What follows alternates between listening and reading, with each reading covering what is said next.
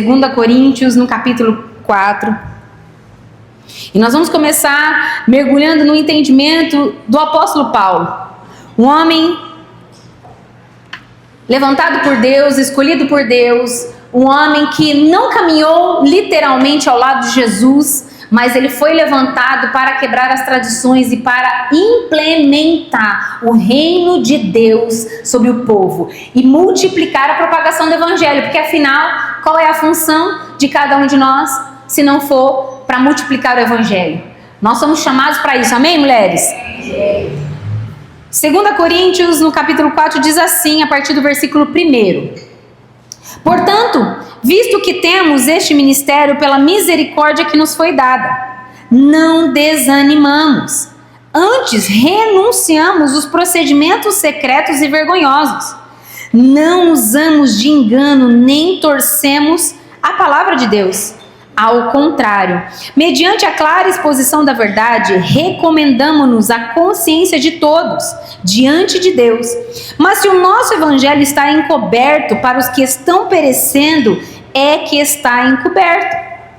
O Deus desta era cegou o entendimento dos descrentes, para que não vejam a luz do evangelho da glória de Cristo, que é a imagem de Deus. Mas não pregamos a nós mesmos, mas a Jesus Cristo, o Senhor, e a nós como escravos de vocês, por causa de Jesus. Pois Deus que disse, das trevas resplandeça a luz, Ele mesmo brilhou em nossos corações, para a iluminação do conhecimento da glória de Deus na face de Cristo. Mas temos esse tesouro em vasos de barro, para mostrar que este poder, que a tudo excede, provém de Deus e não de nós. Até aqui. Esse contexto do apóstolo Paulo, ele está falando sobre os tesouros que são colocados em vasos de barro. O que é um tesouro colocado em vaso de barro? Quando nós olhamos o entendimento de vaso de barro em todo o contexto bíblico, o vaso de barro ele é descrito como a nossa própria vida. Depois nós vamos abrir ali Jeremias, né? O convite de Deus para Jeremias. Jeremias desce para a casa do oleiro. Era uma forma de Deus mostrar para Jeremias o que iria acontecer com o povo de Israel.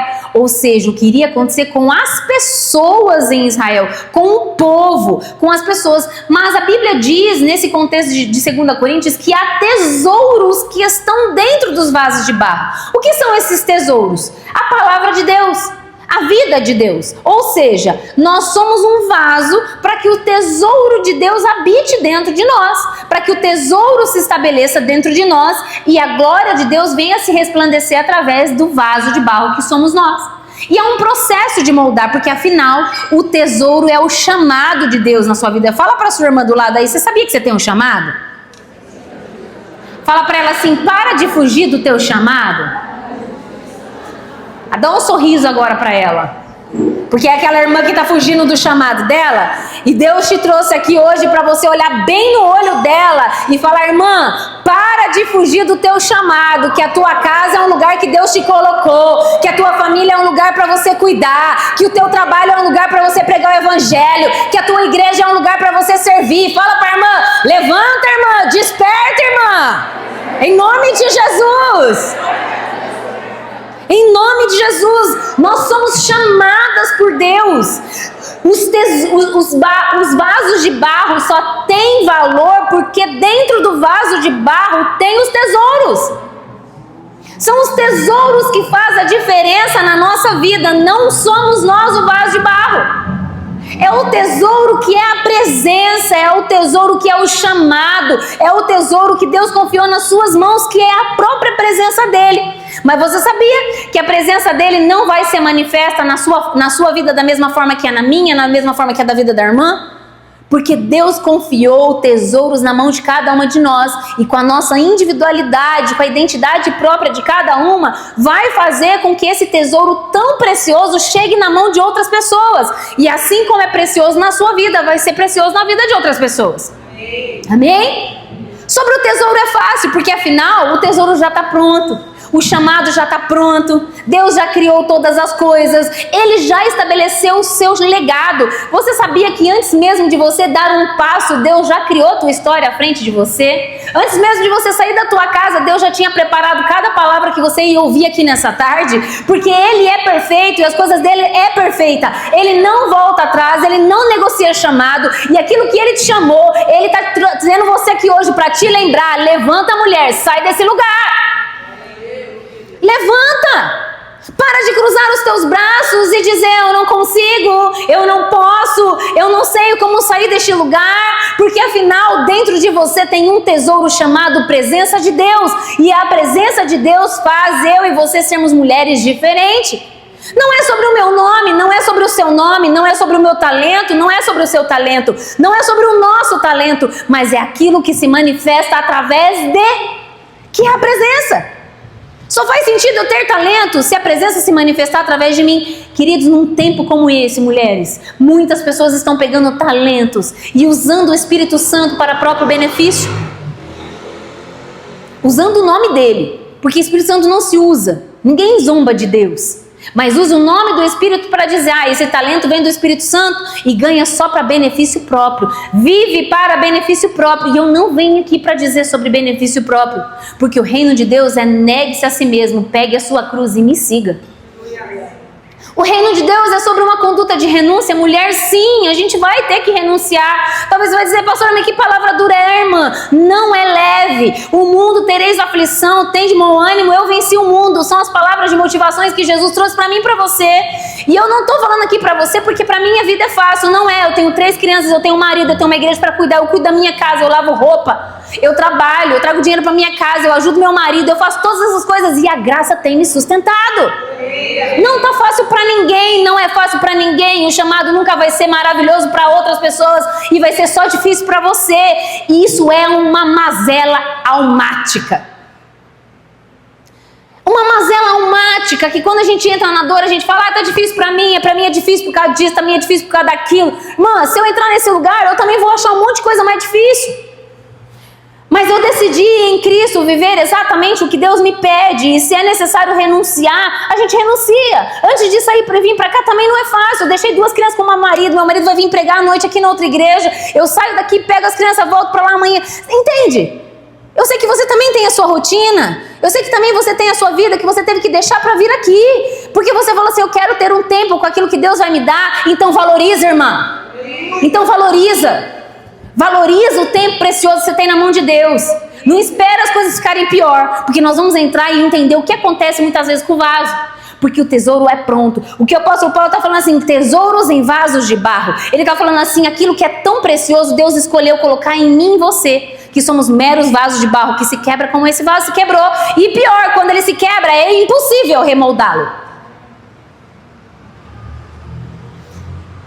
Precisamos entender a natureza do molde de Deus para mim e para você. E quando nós entendemos isso, nós passamos a ter prudência e temor concernente ao chamado.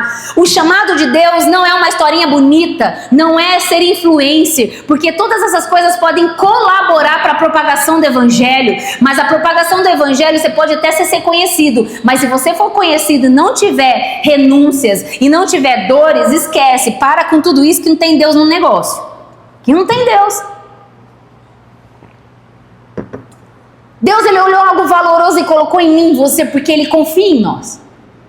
Então o apóstolo Paulo estava dizendo: olha, e depois ele segue, não há, se a gente for seguir ali no capítulo 4, ele fala: de todos os lados somos pressionados, mas não desanimados, ficamos perplexos, mas não desesperados, somos perseguidos, mas não abandonados, abatidos, mas não destruídos. Aí ele fala: trazemos sempre em nosso corpo o morrer de Jesus, para que a vida de Jesus também seja revelada em nosso corpo. Aí depois ele segue dizendo a dificuldade da propagação do evangelho. Ai, pastora, mas agora não é mais assim, queridos. A gente pode ter uma igreja bonita, um ar-condicionado gostoso, uma cadeira bonita, um telão de LED incrível. Você pode ter tudo isso, não muda. Se você prega o evangelho, você vai sentir na tua pele o que é pregar o evangelho de verdade. Não se iluda com o que a gente vê na internet, que você vê as coisas bonitas, as coisas confortáveis e acha que aquele evangelho está fácil. Não é verdade.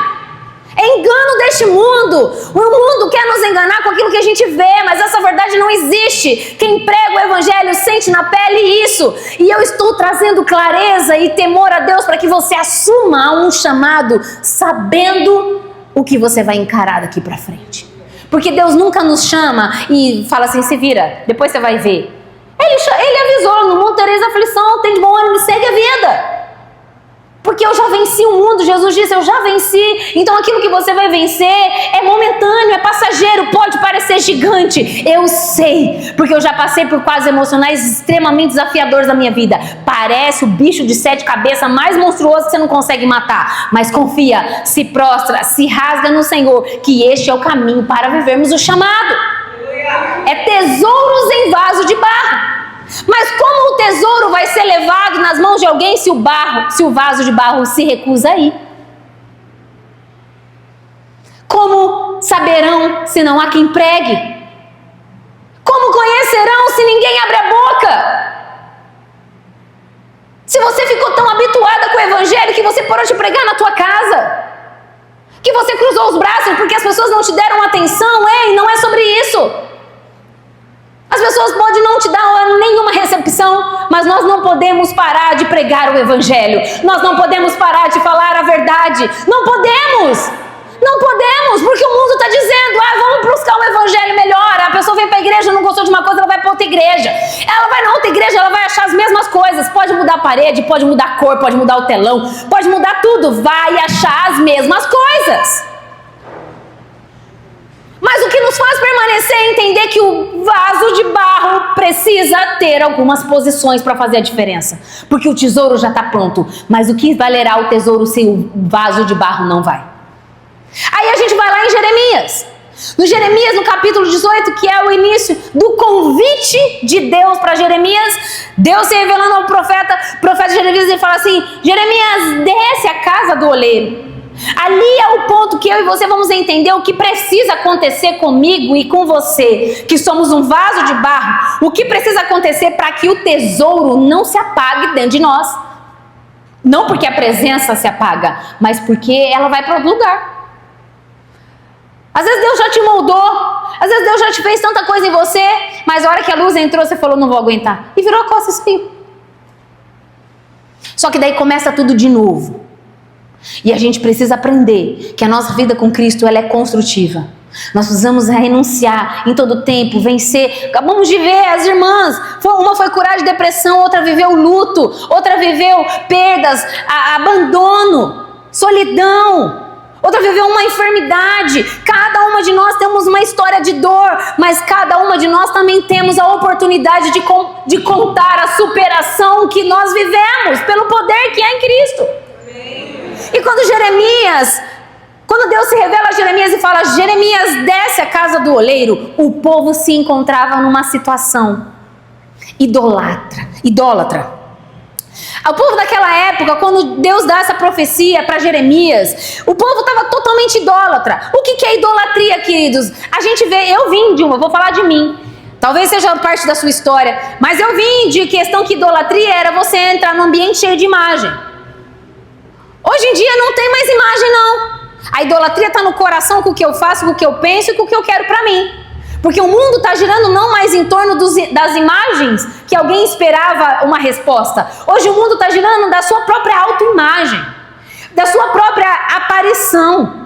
Eu comecei a entrar nesse meio de YouTube e eu falei assim, eu vou entrar nisso daí porque eu vou levar a mensagem neste lugar. Eu tenho 3 filhas, eu não consigo sair como Deus coloca no meu coração por muitas vezes. Então eu falei, Jesus, eu preciso de um meio para a mensagem chegar mais. Aí eu escrevi livro. Aí para escrever livro você tem que ir nas igrejas para o povo comprar, porque se o povo não te conhece, o povo não compra.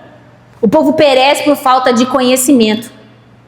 A informação está na cara, a informação está diante de você e o povo não compra. E não é por causa do dinheiro não, é por causa da mensagem. Porque Deus que sustenta o mensageiro. É Deus que guarda, mas a gente não quer consumir, porque a gente quer as coisas mais fáceis. A gente quer o devocional pronto, a gente quer o eis que te digo na hora. Por quê? Porque a geração está idólatra. A idolatria do dia de hoje é a mim mesmo. Jesus, vinde a mim, o Senhor, porque eu estou cansada. Não é ele falando, vinde a mim, vós que estáis cansados, sobrecarregados, que encontrarei descanso. Não é mais. É Jesus, vem para mim, muda a minha vida, porque eu estou muito cansada e sobrecarregada. Irmã, você tem direito de pedir para Deus entrar no seu cansaço, mas é você que tem que ir até Ele. É você que tem que buscar descanso diante dEle.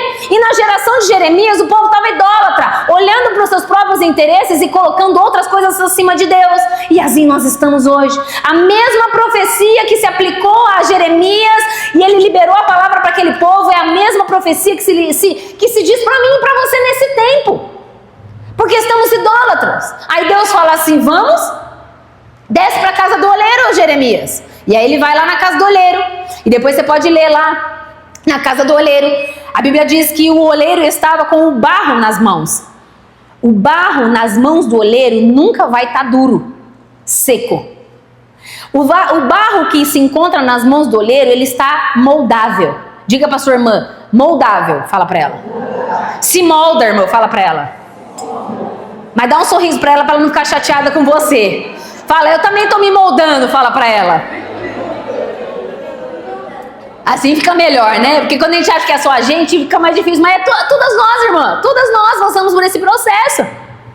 Todas nós passamos. Então o barro, quando está na mão do oleiro, ele está sendo moldado maleável. Ou seja, ele está ali moldando. O torno está girando e o barro sendo moldado.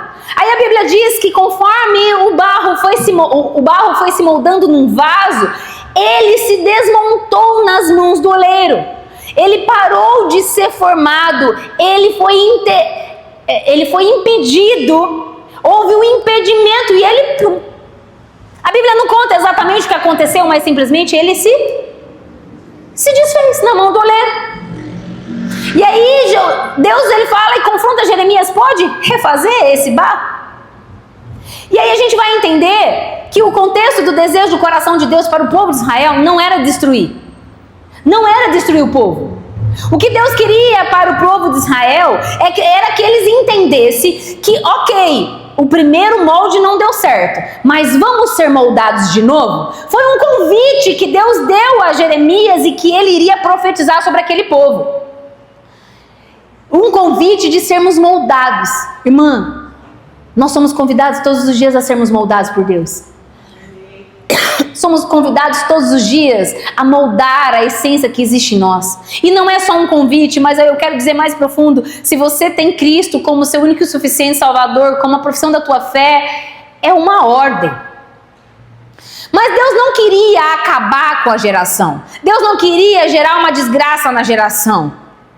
Mas o que Deus queria é que eles entendessem. A Bíblia diz que ele poderia mudar até o decreto. Se você for entender lá depois, ele fala, eu mudaria decretos, porque se vocês se arrependerem dos seus maus caminhos, um novo vaso vai ser formado. Estou parafraseando o contexto ali. Mas Deus fala sobre o arrependimento, ou seja, quebrou, desfez o barro, vamos fazer de novo? Então vai fazer de novo baseado no quê? No arrependimento. E a primeira coisa que Deus está mostrando para mim e para você é que precisamos estar prontos para nos arrepender. Quando? Todo dia. Se a gente passa um dia sem ter um pecado para se arrepender, tem alguma coisa errada. Tem alguma coisa errada. Já atendi muitas pessoas em quadros terapêuticos que não conseguem ver os seus próprios problemas. A culpa é sempre do outro. A culpa é sempre o que fizeram. O impedimento está no outro. E eu preciso te dizer algo. A transformação que você não alcançou é porque você parou no meio do caminho. Ou você desistiu, ou você desanimou. Talvez você fale, mas pastor, eu cansei. E eu entendo. Quando a gente está cansado, nós temos que parar e descansar, não desistir. Porque cansar todos cansam. Desanimar pode bater na nossa história, mas não é uma opção desistir. A desistência não é uma opção. E aí quando Deus está falando ali em Jeremias sobre um arrependimento, é que precisamos nos arrepender.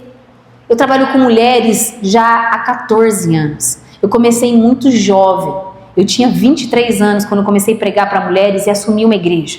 junto com meu marido. E a graça tem me sustentado, a graça tem me transformado. Mas eu não deixei de falhar, eu não deixei de escorregar, eu não deixei de às vezes machucar o coração de Deus. Mas o caminho não é sobre deixar, porque isso não é espiritualidade, isso é engano, mentira desse século. A verdade de o caminho de um verdadeiro evangelho é baseado no que Jeremias diz, o que Deus revela a ele. Vai para a casa do oleiro, vamos descer a casa do oleiro, ali é um lugar de reforma, ali é um lugar de transformação, ali é um lugar onde a mudança vai acontecer, porque estamos maleáveis. Mulheres maleáveis são aquelas que estão prontas a serem moldadas. Eu sei que a dor da vida pode te deixar endurecida, mas existe um grande perigo quando nós endurecemos na decorrer da caminhada. Quando a gente acha que a gente já sabe, quando a gente não vai com a cara da pessoa e a gente acha que porque a gente não vai com a cara da pessoa, Deus não vai falar através da pessoa, entendeu? Há um perigo, porque quem perde somos nós. Somos nós, não tem como. Você pode chegar lá no céu e falar: Deus, é por causa do meu marido, é por causa da pastora, é por causa da igreja, é por causa do meu trabalho. Você pode falar o que for, não vai mudar. Deus não muda pelos nossos argumentos, nós precisamos mudar pela palavra. Nós precisamos mudar pelo poder da palavra em nós. Mas não é fácil. Eu não falo com essa forma que eu estou falando porque é fácil, não é. É porque é assim que Deus me molda. Ele me molda na dureza, Ele me molda na intensidade. E para poder falar com propriedade, a gente tem que ser moldado no nível de intensidade. Para escrever, tem que ser moldado no nível da intensidade. E ai de mim, se não tomar cuidado. Porque a Bíblia disse que quem está de pé, cuide para que não caia. Nós precisamos ter esse temor, porque para carregar o tesouro da palavra de Deus, ou nós temos temor, ou nós vamos perder-se no próprio entendimento humano. O povo de Israel estava perdido na idolatria. O povo de Israel estava adormecido com a idolatria. Eu falo que estava sobre um encantamento de idólatra. Mas eram as imagens, eram assim mesmo. Hoje o nosso encantamento é rede social. Esses dias a questão do YouTube, eu vi a gente lá assim, comecei a seguir, inscrever em alguns canais, porque eu não consumia muito YouTube. Eu falei, mas agora se eu vou oferecer, eu preciso consumir algumas coisas. E eu comecei a ver alguns vídeos, e eu comecei a observar os comentários. Eu fiquei chocada. Tem gente que tornou o objetivo da vida dela ficar famosa no YouTube. Não tem problema se caso Deus te chamar para esse lugar, amém? Porque se Deus tem um chamado para você pregar o evangelho e ali Ele vai te alcançar, amém, porque é para a honra e glória dele. Mas o objetivo do nosso coração não pode ser esse. Tem gente que o objetivo de vida é ter um casamento maravilhoso de um homem rico que paga tudo. Irmã, isso é bom, não é? É bom. Mas a gente não pode colocar no nosso coração como coisa primordial, porque esse tipo de coisa trava o nosso entendimento, trava a busca. Então o molde, viver e descer a casa do oleiro, é estar pronta para se perder. Quando a gente desce na casa do oleiro e o molde se desfaz na mão do oleiro, é como se nós perdêssemos absolutamente tudo na vida. Eu, como terapeuta, falo muito para as mulheres que eu atendo. Eu falo assim, às vezes ela fala, eu tô perdida, eu não sei mais o que fazer. Eu só não dou glória a Deus por uma questão terapêutica, mas quando eu tô nos atendimentos pastorais, eu falo, glória a Deus! Aí as irmãs, eu falo com todo respeito, irmã, mas quando a gente se perde no nosso próprio entendimento, é uma oportunidade da graça entrar em nós com toda a força e transformar a nossa história. Às vezes nós somos quebradas para realmente olhar para Ele. Poderíamos não ser quebradas se entendêssemos que descer a casa do oleiro é um caminho. Por isso que eu escrevi o livro Ser Perfeito, porque o ser perfeito é um caminho diário. Você descer na casa do oleiro diariamente, em cada ciclo que você vai passar, é necessário ir para a casa do oleiro. Cada estação nova que você entra, a última vez que eu vim aqui, se não me engano, eu briguei sobre estação. Até me lembrei aqui. E cada estação que a gente passa, nós vamos viver moldes, e esse molde vai ser necessário descer na casa do oleiro, porque afinal a estação nova exige uma outra pessoa de você, existe novas características de você. Então descer a casa do oleiro é um chamado para mim, para você, para que os tesouros de Deus habitem em nós e nós possamos resplandecer a glória de Deus por onde for. faz-se necessário, amém? Não é só um título, não é só um tema desse chá, mas é um chamado de Deus para que você conduza os tesouros dentro de vasos de barros, mas vasos de barros que são moldáveis, vasos que estão prontos a serem moldados de estação em estação e não paralisar a obra de Deus. Precisamos estar prontos para sermos moldados, irmãos. Fazer, executar é algo muito precioso, mas algo ainda mais precioso nas motivações do nosso coração. E Jeremias vai lá e prega, e começa a profetizar, mas ele profetiza o que? O arrependimento. Palavra dura. A gente lembra de Jesus e esquece um pouco de João Batista, mas lembra que João Batista abriu o caminho para Jesus aparecer. Porque João Batista falava, arrependei-vos, raça de víboras. A gente não gosta de ouvir palavras assim. Eu sei, porque eu sei o chamado que Deus colocou na minha mão, e eu sei o que acontece quando eu começo a falar. Mas eu não vou deixar de falar, porque a gente não gosta. Porque Deus deu um chamado a cada um. O chamado de Jeremias também não era. O chamado de João Batista também não foi. Mas se o seu chamado é duro e você parou, Deus está te resgatando hoje, dizendo, levanta desse lugar, abra a tua boca, que tem gente esperando você abrir a tua boca e ser cura na vida dessas pessoas. Deus está esperando você, mulher, que talvez tinha uma palavra dura e se calou.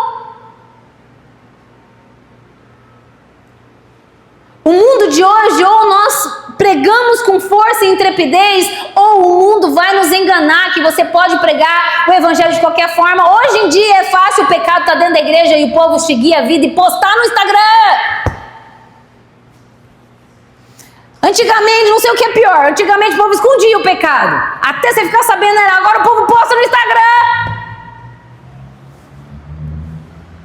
Não tem vergonha. Aí eu me pergunto, Deus, cadê a vergonha do povo, que nem vergonha mais de fazer coisa errada tem? Porque posta como se fosse um troféu e vai para a igreja como se nada tivesse acontecido.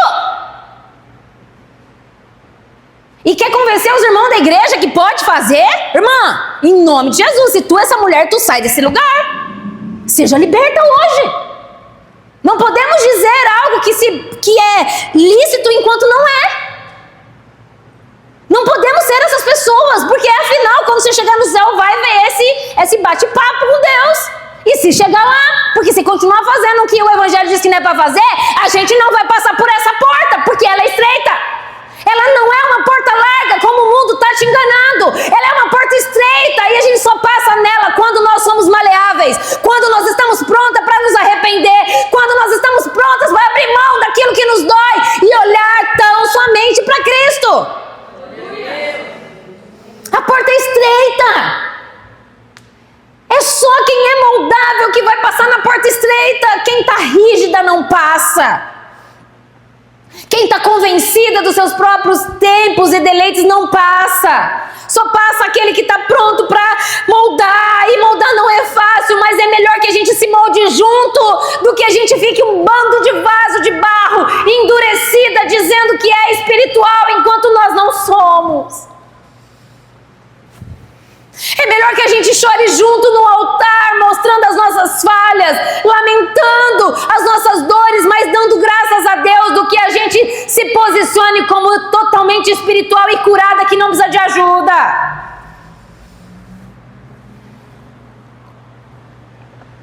Nem no processo terapêutico, que não envolve espiritualidade, pessoas são transformadas se elas não assumem a dor. Se a pessoa chega num processo de terapia e ela não assume a dor dela, o problema dela, ela não vai ser transformada. Nem na natureza normal. Não tem algo na natureza que comprove que você vai ser transformada se você não encarar que é você. Não tem como. Aí às vezes as pessoas me procuram, você faz terapia? Faz. Quanto tempo? 2 anos. Aí eu falo, você abriu o seu problema para sua terapeuta? Abri. Aí eu falei, tem alguma coisa. Eu respeito você se você faz terapia por 2 anos. Mas se você está no problema há 2 anos, o mesmo BO que você leva para terapeuta, o mesmo BO, tá na hora de mudar a página. O problema não foi transformado porque você ficou rígida, virou um vaso seco. Agora o vaso moldável se transforma.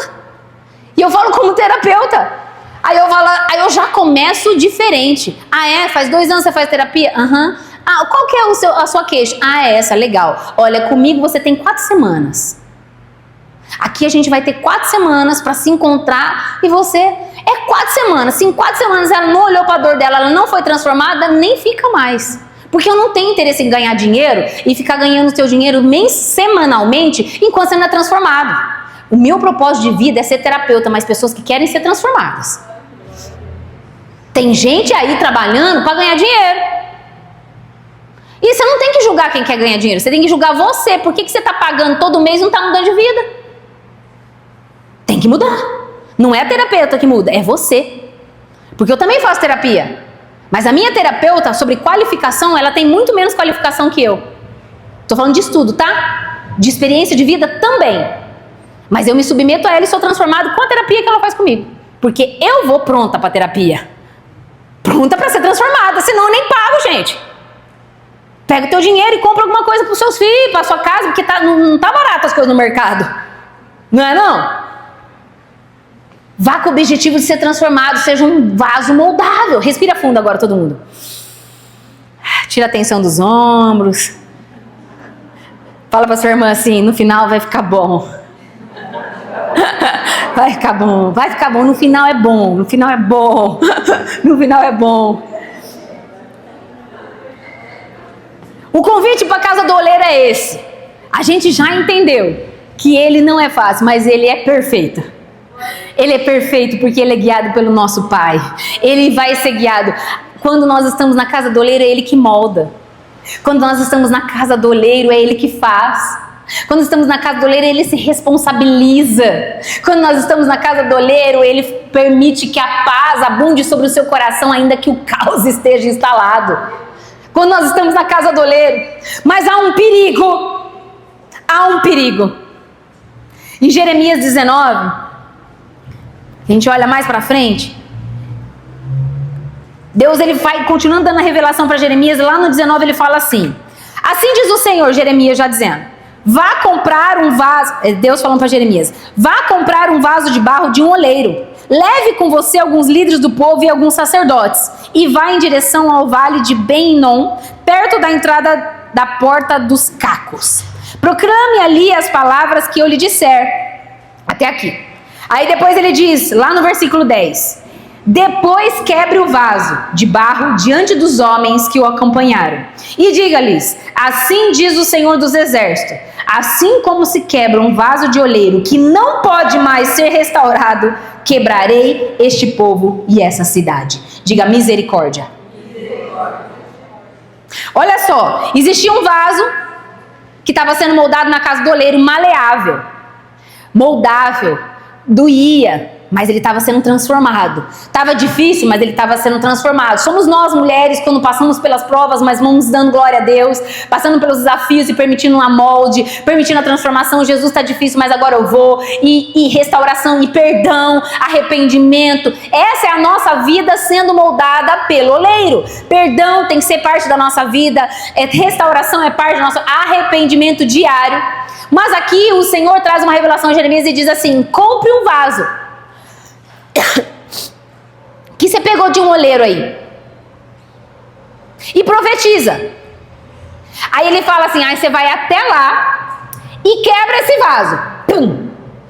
Que vaso? O vaso de um oleiro qualquer, um vaso já pronto de um oleiro qualquer. Aí ele fala assim, agora você quebra o vaso diante dos homens que estavam junto com vocês, testemunham. E aí ele diz assim, assim como se quebra um vaso que não pode ser restaurado, quebrarei esse povo e essa cidade. Esse é um perigo da nossa vida. Quando nós estamos moldáveis na mão do oleiro, ainda molinho, o oleiro colocando uma água para não ressecar o barro, é uma oportunidade de sermos, se tiver que fazer tudo de novo, ele vai fazer. Se tiver que desmontar tudo de novo, ele vai desmontar. Mas depois que o vaso vai para o forno, passa pela quentura que ele passa, ele vai secar. Secando, ele vai estar pronto. E se ele estiver pronto e ficar resistindo à presença de Deus, é como esse vaso seco. Um vaso seco não se molda. Um vaso seco não se arrepende. Um vaso seco não olha para os seus próprios problemas. ou olha demasiadamente para os seus problemas. Um vaso seco culpa os outros. Um vaso seco diz que o problema é do outro.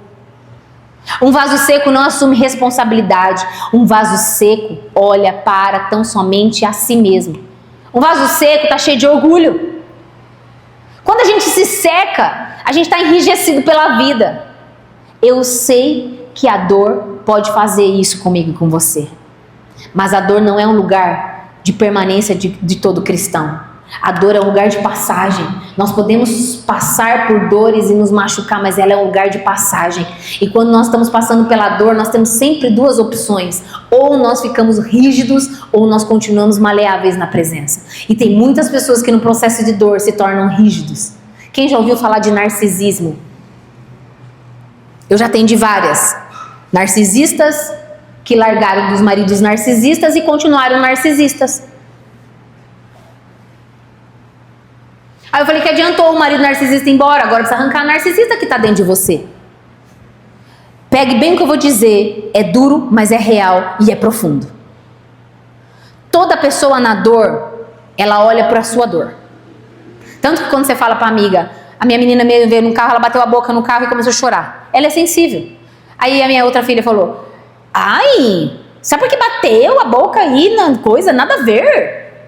E realmente, para quem estava do lado, e era só uma batida na boca.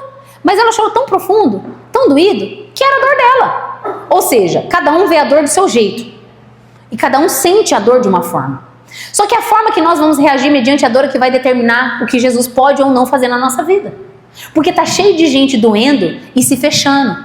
E achando que a sua dor é a maior de todas. E aí, achando que a sua dor é a maior de todas, nós começamos a criar no nosso psique comportamentos pautados em si mesmo. O narcisista não é só aquele que tem diagnóstico. Afinal, hoje nem existe tanto diagnóstico certeiro. Todo diagnóstico é meio superficial. Tanto que eu não dou diagnóstico. Eu mostro o caminho de solução. E se não quer solucionar, tudo bem, pode ir e segue a vida. Então eu não dou diagnóstico. E diagnóstico é uma muleta que as pessoas botam na costa e pendura e fala, ai, agora eu sou, agora eu sou, agora eu sou. Tu não é nada, você é lavado e remida pelo sangue do Cordeiro. A doença pode passar pela sua vida, mas ela não é um estado de permanência. Não é. Então as pessoas se doem, ela olha para a dor dela e começa a se fechar. Começa a se endurecer. Ai, porque ninguém vai abusar de mim, porque ninguém vai me falar assim comigo, porque eu não aceito ser assim. Aí a gente ouve sobre posicionamento e acha que se posicionar é fechar o coração para os outros. Acha que se posicionar é bater de frente com os outros. O posicionamento que Deus pede de mim e de você é de joelho, com a cara no pó. Porque é Ele que vai interceder por nós, é Ele que vai tomar a frente de batalhas para mim e para você. Tudo que eu e você quiser fazer com as nossas mãos, nós vamos dar um jeito de errar. É isso mesmo. Nós vamos dar um jeito de errar. Se a gente não colocar Ele na nossa vida. Então o narcisismo nada mais é do que pessoas doloridas que não se arrependeram, que não abriram mão das suas dores e acharam outro. Gente, todo casamento que um é narcisista, o outro também é. O outro também tem quadros narcisistas. Então eu já acompanhei pessoas que saíram de casamentos narcisistas. Eu falei, vai fazer terapia, porque daqui a pouco, se tu casar de novo, você vai ser o narcisista na vida do outro. Porque dentro do casamento a gente aprende com o outro como ser na vida. A não ser que você for ficar solteiro. Se você for ficar solteira e se render a Jesus, vai dar certo. Mas se tu for casar de novo, tu vai ser o narcisista da história. Porque isso é uma doença psíquica. E essa doença psíquica é silenciosa. A gente não acha que a gente tem. Até você olhar para você e ver que você passou 7 dias e você não fez nenhuma oração de arrependimento. Isso prova o narcisismo em nós. Ah não, narcisista não. Então por que você não se arrependeu? Faz 7 dias já. Você não achou nenhum pecado em você. Faz 2 dias.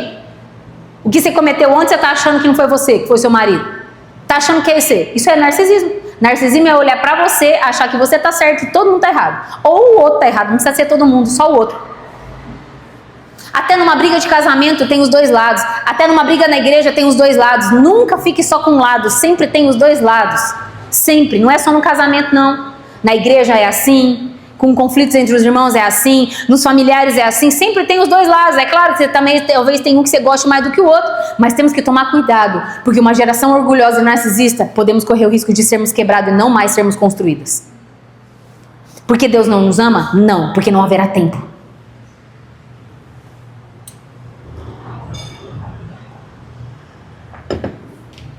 A gente não pode contar com o tempo. A gente não pode contar com o tempo. Porque para Deus um dia é como 1000 anos, e 1000 anos é como um dia. Nós não podemos contar com o tempo e esperar alguma coisa mudar para a gente se arrepender. A gente tem que fazer isso aí hoje. Agora, enquanto está falando, você já devia estar falando: Jesus, me perdoa. Me perdoa por aquilo que eu fiz, que eu deixei de fazer. Porque isso gera dureza no nosso coração. Isso endurece. Por isso que a gente perde a disposição de servir no ministério. Afinal, servir no ministério não é ser reconhecida, não. Ainda as pastoras fizeram agradecimentos a todos. A gente faz isso, reconhece a função de cada um, mas você não pode ser movido que a pastora vai agradecer você no final ou no início do culto.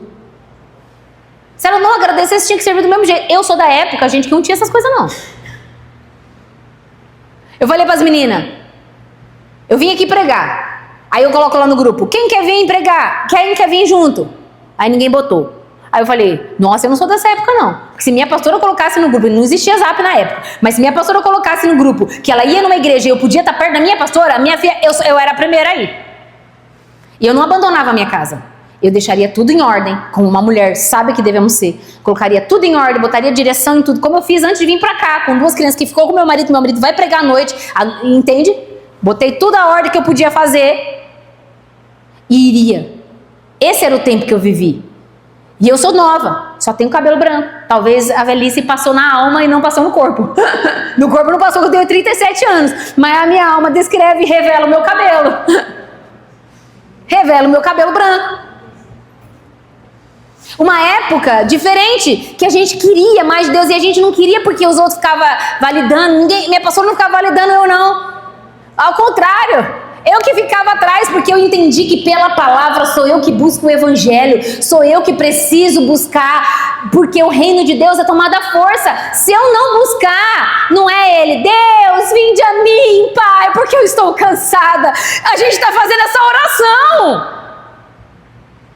Ele diz: vinde a mim. Não é a gente que tem que falar para Ele vir. A gente quer que a resolução vá lá na porta da nossa casa, levar a solução para a gente. Nós somos uma geração hipócrita, reclamona, murmurenta, e ainda que se acha a última bolacha do pacote. É ou não é, irmã? Dá um sorriso aí, olha para sua irmã, dá uma disfarçada. É isso.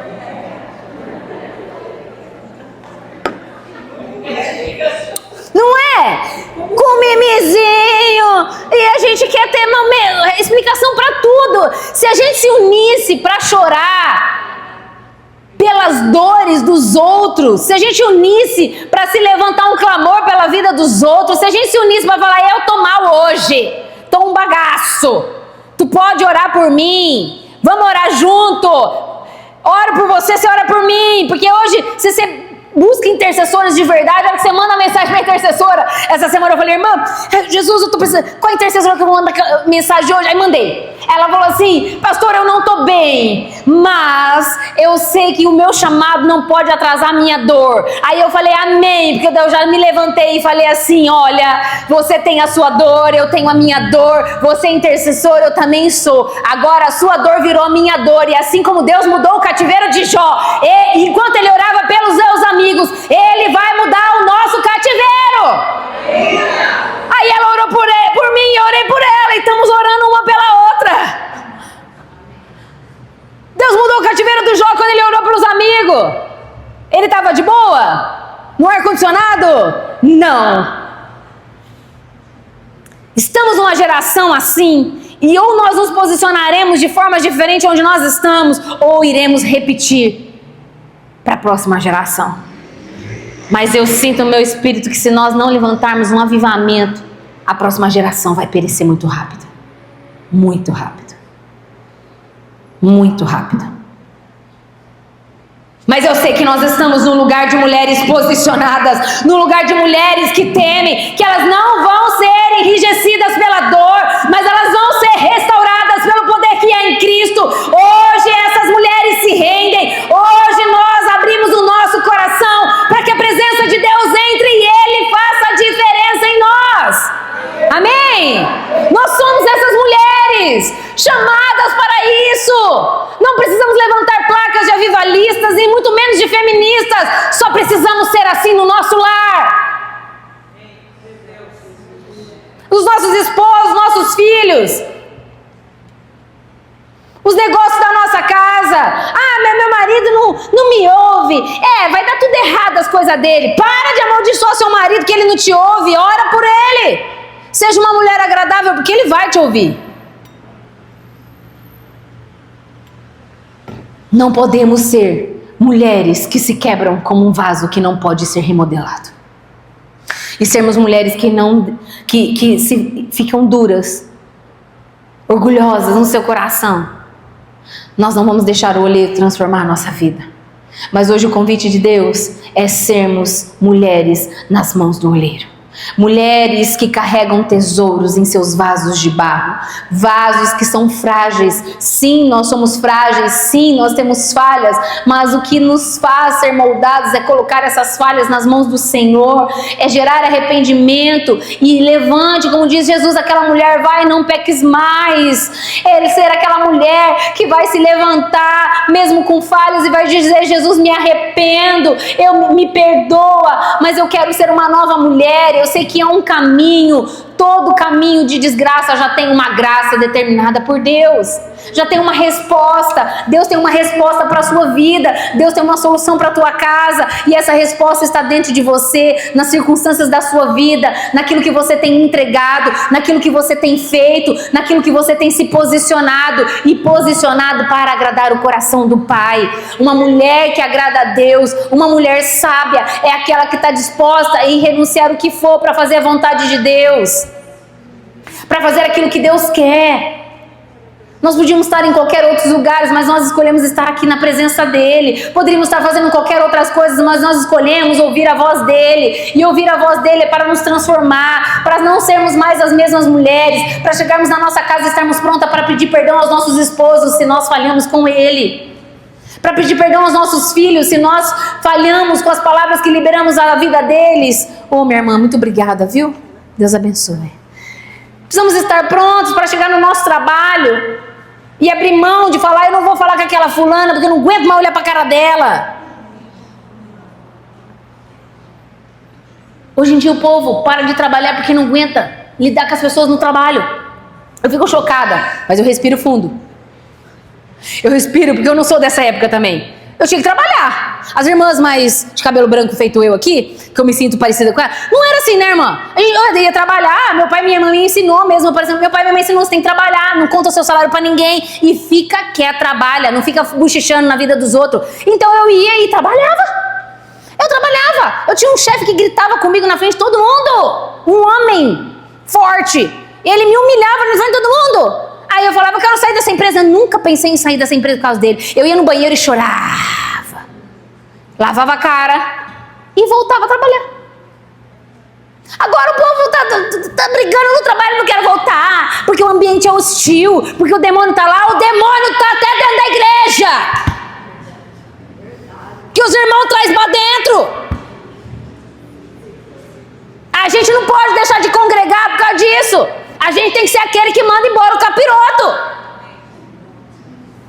É ou não é, gente? Tem alguma mulher que está forte, está disposta a viver esse novo tempo em Cristo, sendo moldada em nome de Jesus? Faz um barulho aí, alguém, em nome de Jesus.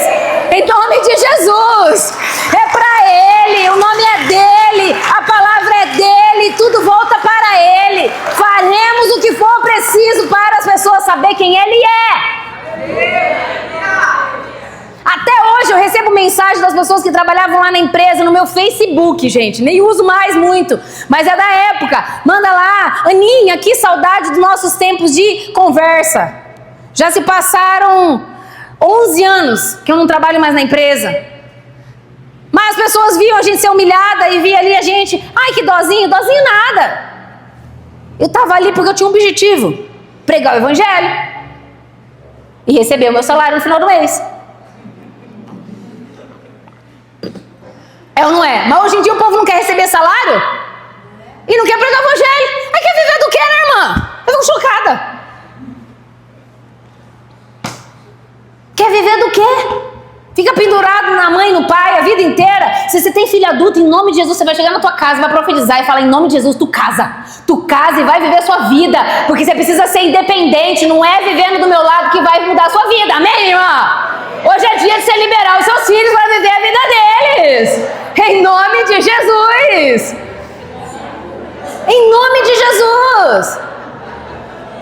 É claro que você não vai empurrar o filho para qualquer coisa, e a filha, amém? Mas nós temos que instruir. A minha filha todo dia escuta em casa, filha, quando você casar, o pai pira, mas a mãe faz o serviço dela enquanto ela tá ali. Filha, quando você casar, aí eu fiz a conta, ela tá com 13, 14, 15, 16, 17, 18. Eu falei, Rebeca, daqui 5 anos. Aí eu fiz a conta, 5 anos, tu já pode casar. Aí eu fiz um breve negócio na cabeça. Eu falei, mas passaram-se 13 anos que você saiu da minha barriga. Se os 13 anos passou assim, imagine os 5. Eu já estou me preparando para o casamento da minha filha. E eu já estou orando para isso, já estou declarando, minhas filhas serão mulheres benditas em seus lares. É assim que a gente profetiza para os nossos filhos, benditas em nossas casas. Aí você passa nos cantos parentes.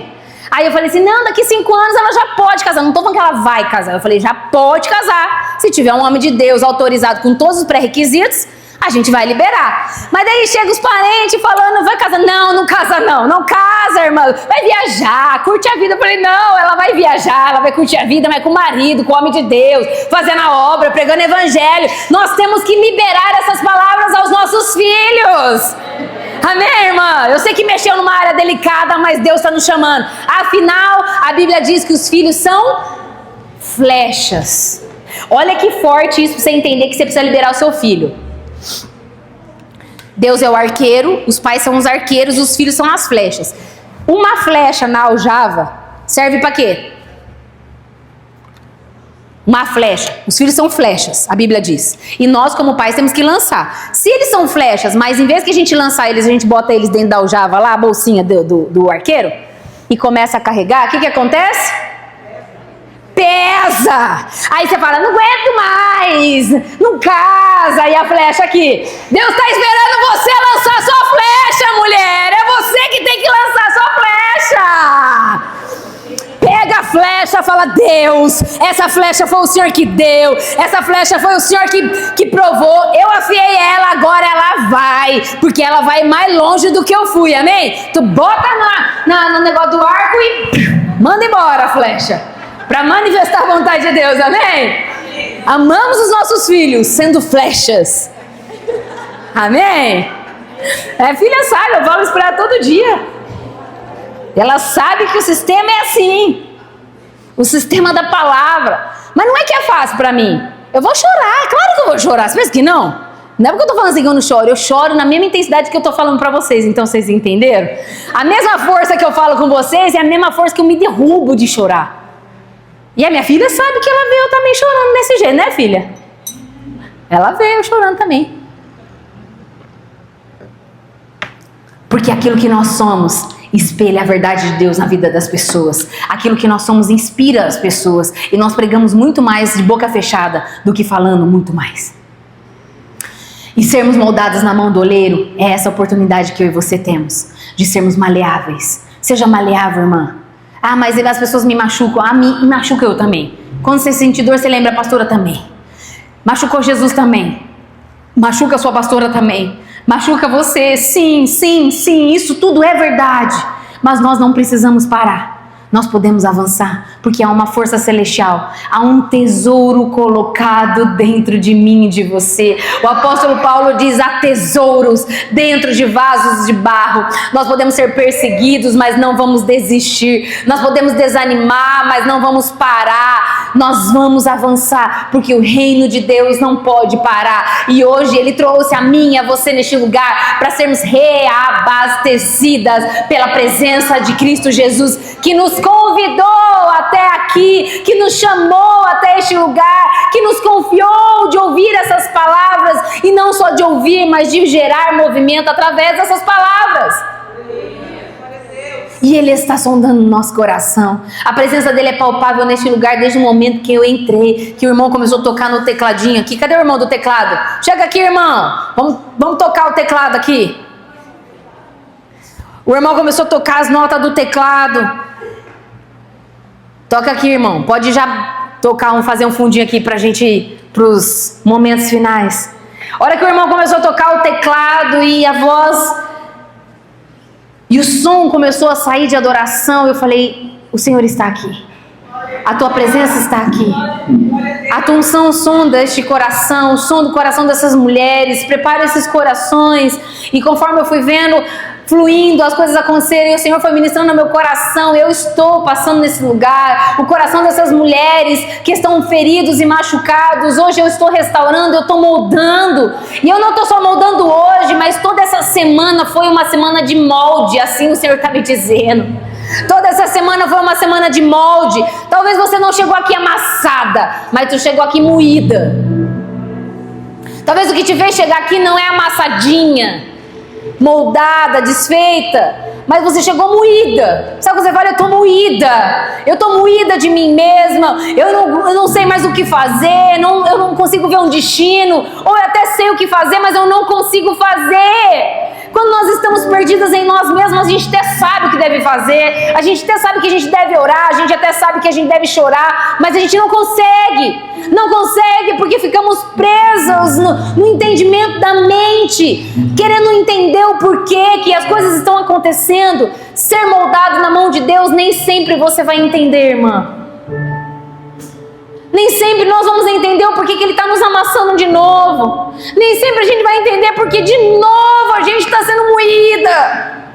Nem sempre a gente vai entender porque de novo algumas circunstâncias passam a ser doloridas na nossa vida. Porque de novo o diagnóstico vem e bate na nossa história. Muitas vezes nós não vamos entender. E viver nessa terra não é sempre entender mesmo tudo. Porque se a gente entender tudo, o que seria da presença? Nós faríamos tudo sozinho. O não entender as coisas é uma porta que se abre para a gente depender ainda mais de Deus. É tempo de nós dependermos de Deus completamente. Não é depender quando dá tudo errado, é depender de tudo mesmo. Fala: Deus, eu estou moída. Deus até podia apontar e dizer assim: você está moída por causa disso, mas Ele não faz isso com a gente. Meu Deus, quando eu olhei esse globinho aqui, você sempre tem esse globinho aqui? Profético ele, né? Porque eu tentei entender por que o globinho está aqui no dia do vaso. Mas toda vez que eu olho isso, eu entendo por que eu estou sendo amassada mais um pouco.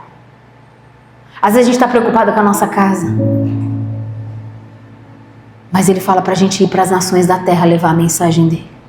E a pastora falou uma coisa que falou comigo, até escrevi no meu caderno, que acho que com o filho dela, perguntando por que tantas coisas acontecem. Aí ela falou assim: porque as pessoas estão nos lugares errados, fazendo o que elas não deviam fazer.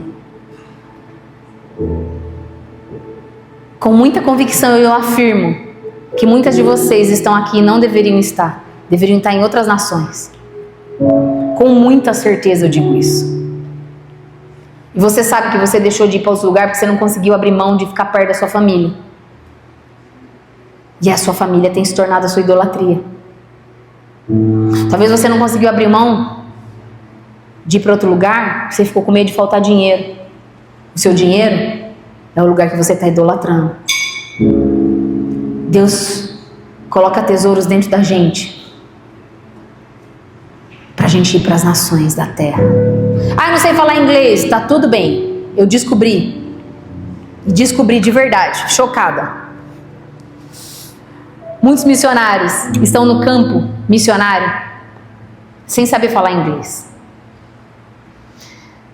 Na nossa igreja tem um ministério de missionários e tivemos a oportunidade de conhecer um pastor que está há 8 anos no Nepal. Ele faz missões no Nepal e aí eu perguntei: como é que vocês falam lá, né? Aí ele falou, eu falei: você fala inglês? Ele: não. Como tu chegou no Nepal? O que você se comunica? Ele chegou lá sem saber o idioma, mas hoje ele sabe falar. Eu não sei se é nepalense que fala. Porque eu e você precisamos entender o chamado. Mas às vezes a gente quer entender só a gente e não entende o chamado. Eu vim aqui te dizer que você precisa entender o teu chamado um pouquinho de você um pouquinho e tudo deixar nas mãos de Deus. Eu já preguei uma palavra que falava sobre isso. Pessoas no lugar errado geram muitos problemas. E os maiores quadros que eu pego de problemas familiares é porque os filhos não tomaram decisões que precisavam tomar e estão presos aos seus pais. Ou os pais não conseguiram tomar as decisões de liberar os seus filhos, e isso gera muitos problemas, sequelas gigantescas emocionais. A gente brinca com isso, mas é muita verdade. Geram sequelas gigantescas emocionais, a ponto de a pessoa nunca conseguir entender qual é o chamado de Deus. É seríssimo. Mas eu sei que Deus te deu essa oportunidade hoje de vir aqui e de talvez se encontrar em cacos. E você precisa olhar os seus cacos. Como terapeuta, eu também ensino muito. E como cristã também, é que como cristã a gente quer ser um pouco espiritual, né? A única forma de a gente mudar a nossa história é enxergar o bagaço que a gente tá. O cacareco que o nosso pecado fez. Que a arrogância, o orgulho causou em nós. Ah, mas eu não sou tão ruim assim, eu tenho certeza que não é. O que nos faz mal é o pecado que habita em nós. Mas quando nós nos arrependemos, ele passa a perder a força em nós. Ele não tem a força. E para nós lutarmos contra o pecado, irmã, todos os dias, é se arrependendo. Se você está um caco, hoje é dia de ser refeito. Se você está amassada, o oleiro está fazendo algo novo na sua vida. Amassada, quebrada, Ele tem um tesouro para colocar dentro de cada uma de nós. Eu quero convidar você a ficar de pé no seu lugar.